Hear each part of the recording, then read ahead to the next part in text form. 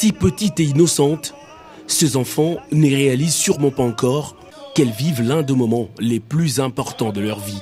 Participer à une messe dite par le pape, nombreux sont ceux chrétiens qui ne l'ont jamais vécu. Pour avoir une place ce 1er février à Ndolo, il fallait écourter le sommeil pour certains. Dès 7 heures, l'ambiance était déjà festive. En chœur, la chorale Monseigneur Luc Julon enchaîne les notes et c'est en ce moment que le cortège présidentiel fait son entrée à Ndolo. Il est 8 heures.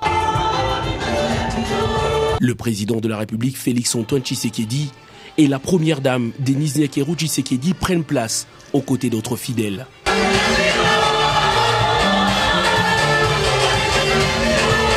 La ferveur du soleil matinal n'a pas eu raison de ces hommes, femmes et enfants qui ont réservé un accueil délirant au souverain pontife à son arrivée sur le site. À bord de sa papamobile, le Saint-Père va traverser la haie formée par les fidèles qui n'ont pas hésité d'immortaliser l'instant. Le souverain pontife prend le temps de saluer son homologue congolais avant de porter sa casquette liturgique et rejoindre l'autel pour la célébration eucharistique. Dans son homélie, le pape François édifie les fidèles sur l'amour comme fondement de la réconciliation.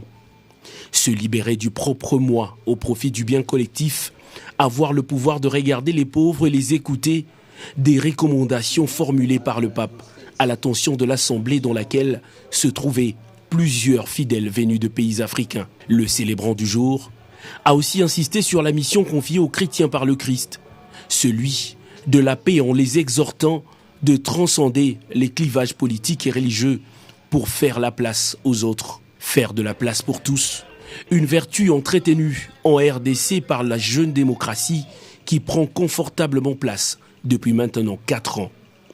La présence de différentes personnalités politiques, religieuses, coutumières et civiles ce mercredi à la messe de Ndolo est une preuve éloquente de la liberté d'agir que prône le missionnaire de paix et chef de l'État, Félix-Antoine Tshisekedi. La célébration eucharistique a suivi son cours normal jusqu'à la bénédiction finale du pape, précédée par le mot de remerciement de l'archevêque de Kinshasa et cardinal Fridolin Ambongo. L'histoire le retiendra. Pour voir un pape au Congo après Jean-Paul II, il fallait vivre à l'époque du 5e président.